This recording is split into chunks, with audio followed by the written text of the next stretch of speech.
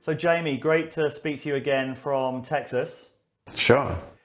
We recently put out a film with Ken Wilber looking at Jordan Peterson and the intellectual dark web, and what I think is a really important piece. I've been certainly very influenced by Integral and think that the developmental framework has a lot to add to this emergent conversation that Jordan Peterson has helped to kind of spark. The intellectual dark web as part of it. And I know that you've got a background with the Integral community, and you're also one of the most inspiring thinkers that we've met in the time that we've been doing this. I was really impressed with the pieces that we put out with you, and I think you're holding a really key piece. So I'm fascinated that you have a history with Integral as well. I wonder if you might want to sort of go through that for us. Sure. I mean, I think I was actually teaching at a boarding school in California right after grad school. So I was in my early 20s, and the headmaster gave me Ken's Brief History of Everything and said, you might want to read this. And I jumped into it and found that his descriptions of upper stages of development, and in particular, I think he talked about the aftershocks of ego death experiences and the little ghosts that come back afterwards. And I remember it was such a lifesaver for me at the time.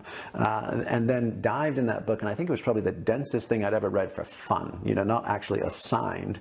And that really opened my eyes and opened my world to everything from a validation of interior experiences to the notion of adult development and vertical development, and the sort of sense that we don't just stop at puberty or stop, in our 20s, and found it immensely valuable as an initial kind of orienting framework, and then even sort of virus scan on thinking and making sense of things.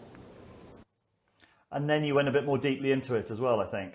We did. We were, educators by, I was sort of historian anthropologist by academic training, and then was working deeply in basically developmentally informed education, ranging from Montessori to Knowles, which is sort of like an outward bound kind of version of, how do you take people into expeditionary environments and learn and train, and then played a role with the integral education community, standing that up, which was a kind of a subset or a branch of Ken's Integral Institute in the kind of early 2000s.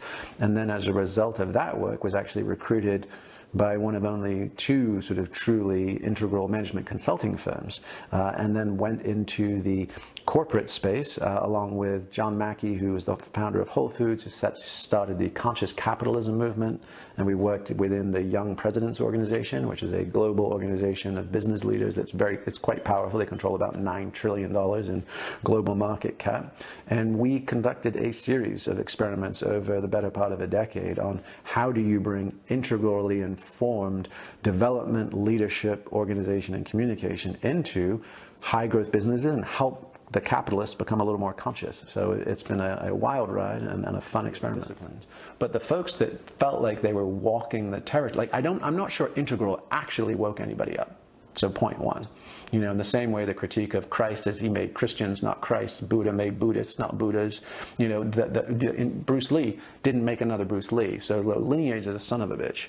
But the people that I experienced and valued the most, who were alight with their own lived experience, came from what I could tell from the Adida lineage. There was a bunch of those, including Sophia Diaz, David Data, some of those folks, Terry Patton. There were folks that had clearly been lit up by a transmitter in the past. Chogyam Trungpa was another lineage source where people were drawn to this work, but had been sparked previously. Potentially some Osho, although I didn't have one-on-one direct recognition of those folks in the mix. And that was my sense, is that the people who were already awake got there some by other means, and then were drawn to that work post facto to explain their own lived experience. And the people who were drawn to it purely from the intellectual line or domain, it simply entrenched them even further in hypercognition and disembodiment. Then it set them free.